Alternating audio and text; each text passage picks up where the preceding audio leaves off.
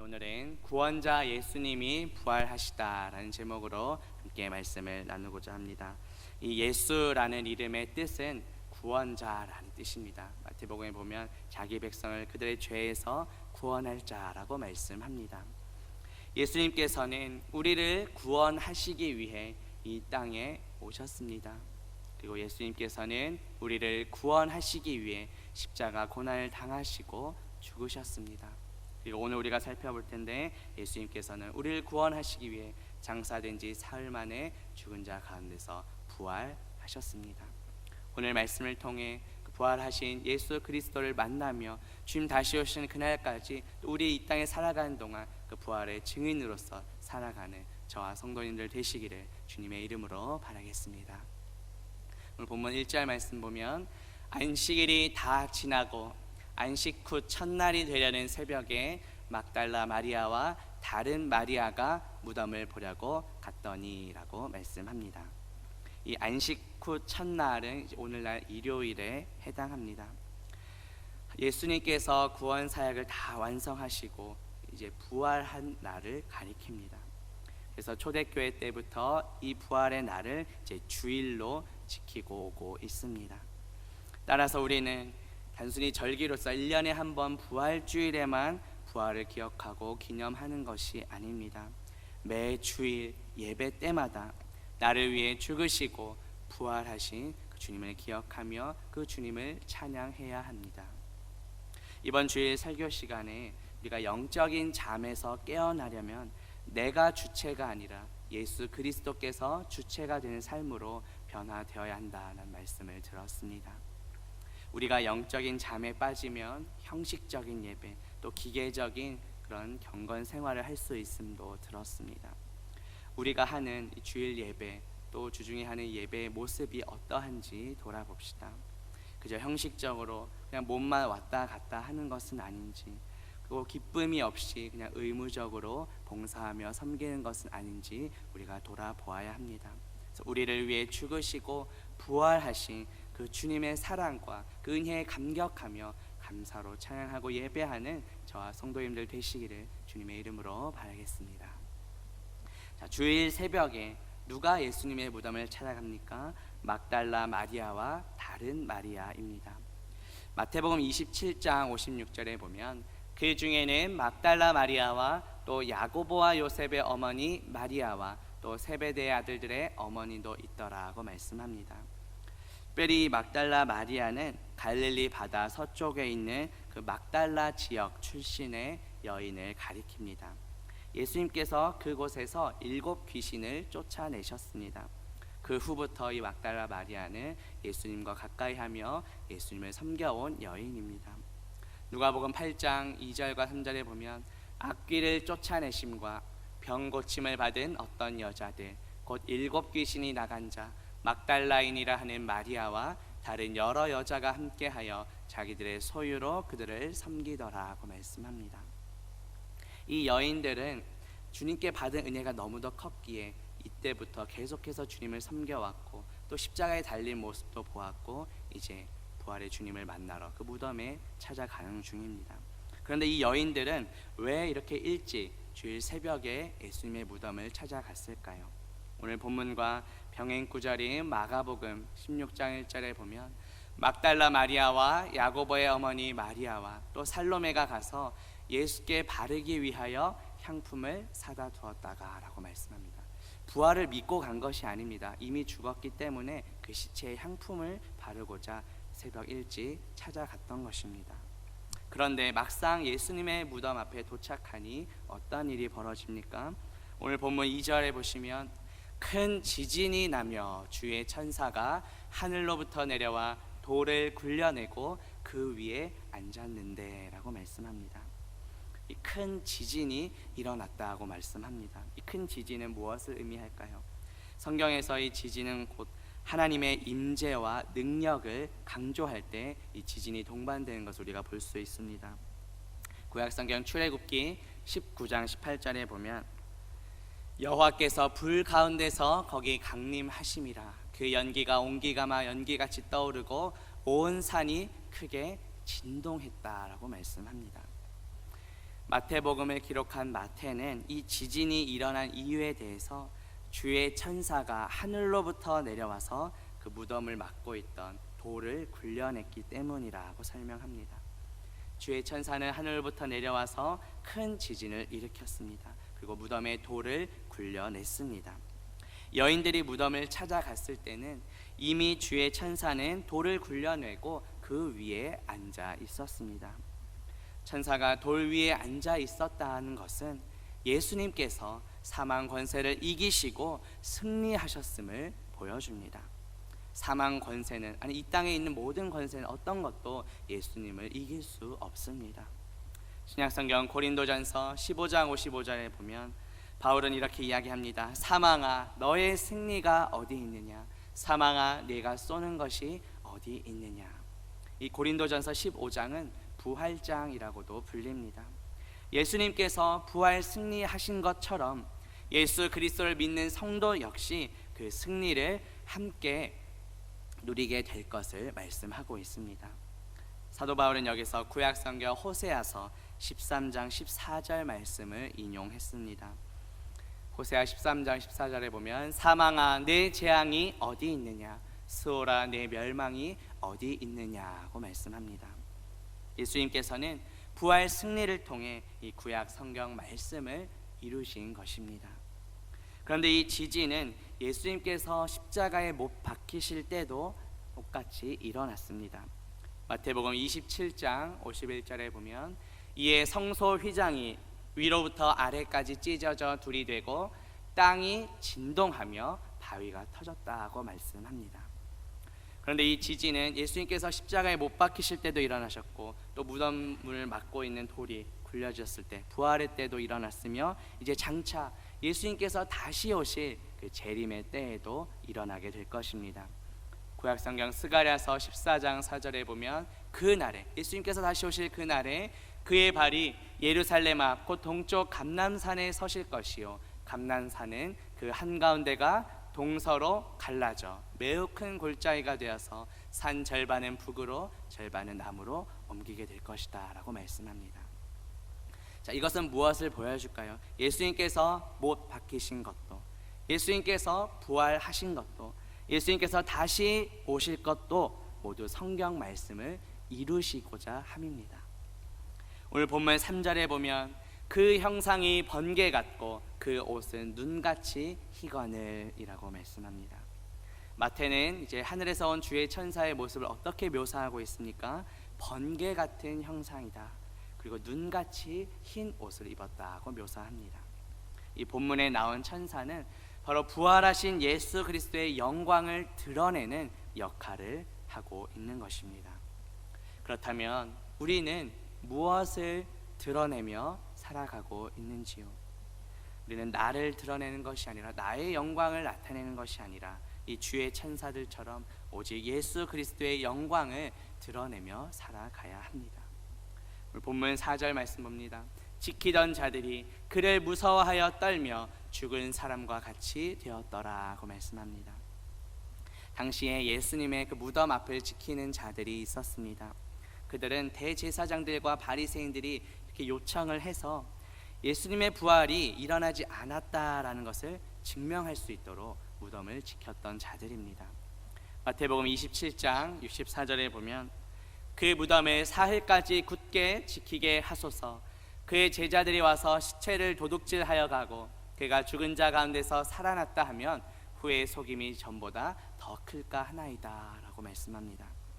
혹시나 예수님을 따르는 제자들이 몰래 예수님의 시체를 도둑질해서 부활했다 이렇게 말할까봐 그것을 염려해서 무덤 앞을 지키는 경비병들을 두었던 것입니다. 그런데 경비병들이 무덤 앞을 이렇게 굳게 지켰음에도 불구하고 결국에는 예수님께서는 부활하셨습니다. 천사들이 내려와 돌을 굴려냈습니다. 이후에 이 경비병들 중에 몇 사람은 예수님의 부활을 알리는 역할도 하게 됩니다. 마태복음 28장 11절에 보면 경비병 중 몇이 성에 들어가 모든 된 일을 대제사장들에게 알렸다고 말씀합니다. 천사들이 내려와 돌을 굴려내자 이 경비병들은 너무 놀라서 죽은 사람과 같이 되었다고 말씀합니다.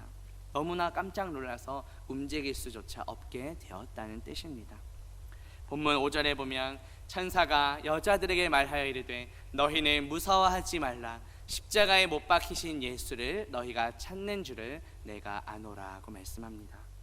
앞서 경비병들은 천사들을 보고 무서워하여 떨며 죽은 사람과 같이 되었다고 말씀드렸습니다. 이제 천사는 무덤을 찾아온 여인들에게 말씀합니다.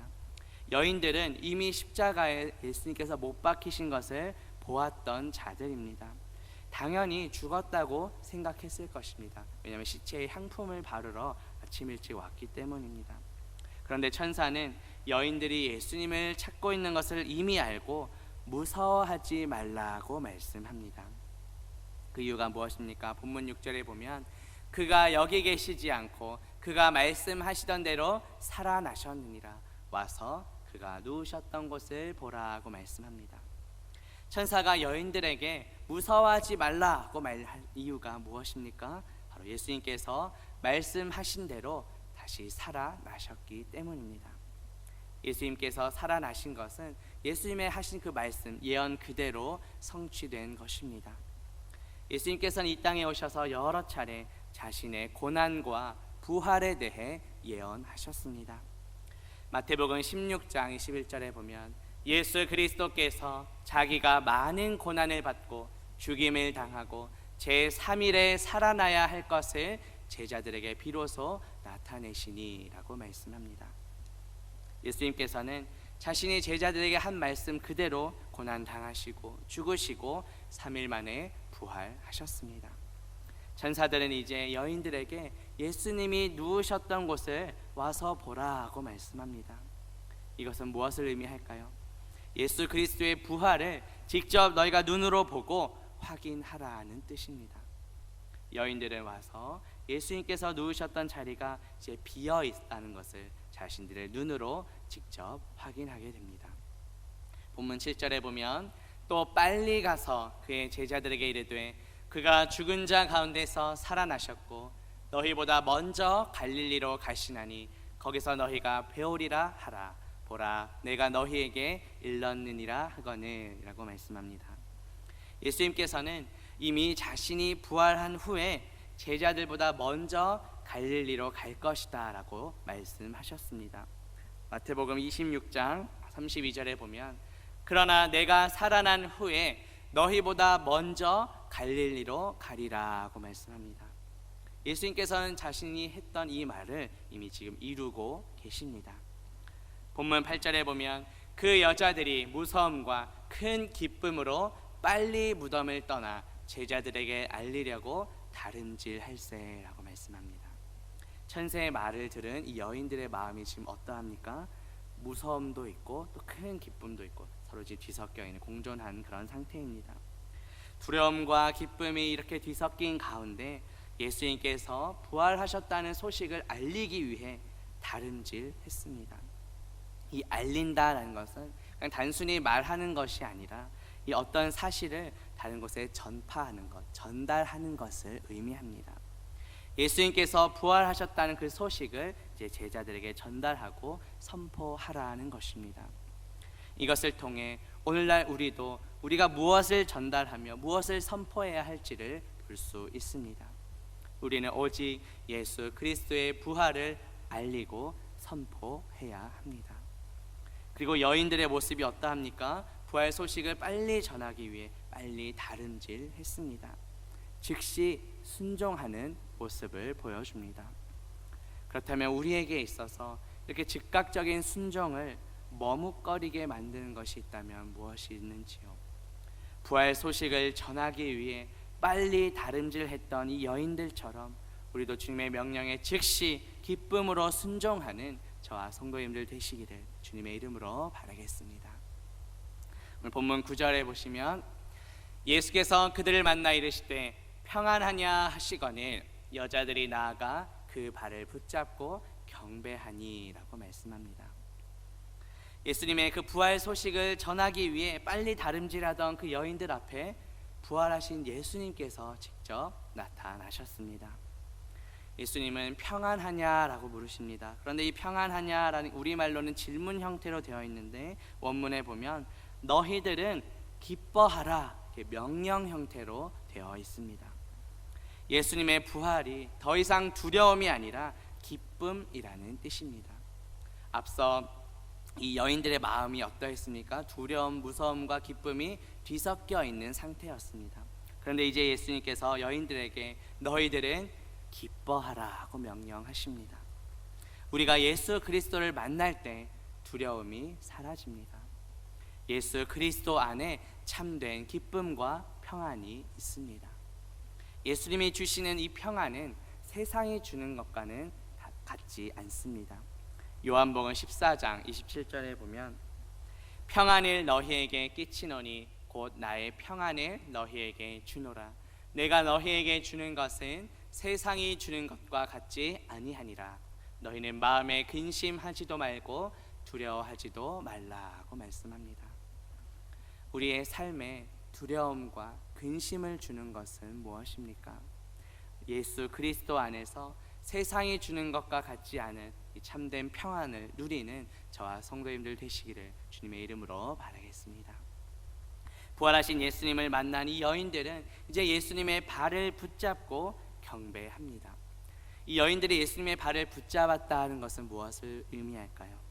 예수님께서 부활하신 것이 단순히 영적으로만 부활하신 것이 아니라 우리가 만질 수 있는, 붙잡을 수 있는 육체로 부활하셨음을 보여줍니다. 예수 그리스도를 믿는 성도가 죽게 되면 우리의 영혼은 즉시 하늘나라로 가게 됩니다. 그리고 우리의 육신은 흙에서 왔기에 다시 흙으로 돌아갑니다. 예수님께서 다시 오실 때 우리의 육체와 영혼이 결합되어 신령한 몸으로 우리는 하나님 나라에서 영원토록 살게 될 것입니다.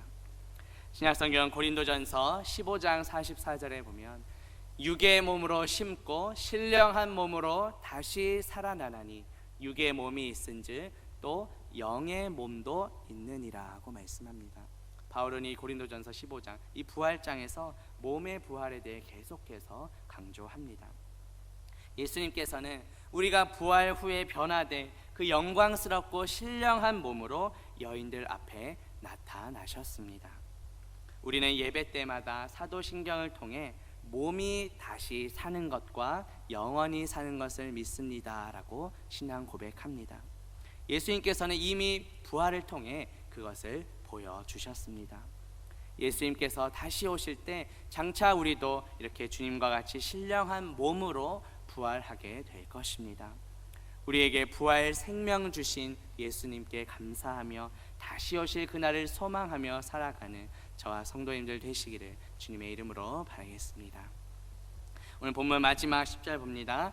이에 예수께서 이르시되 무서워하지 말라. 가서 내 형제들에게 갈릴리로 가라 하라. 거기서 나를 보리라 하시니라. 아멘. 여인들에게 나타나신 예수님께서는 이제 너희가 무서워하지 말고 내 형제들에게 가서 갈릴리로 가도록 하라 이렇게 명령하십니다. 앞서 천사들도 여인들에게 너희가 제자들에게 가서 갈릴리로 가도록 하라 이렇게 말하고 했었습니다. 이 부활하신 예수님께서 그 명령을 다시 한번 강조하신 이유는 무엇일까요?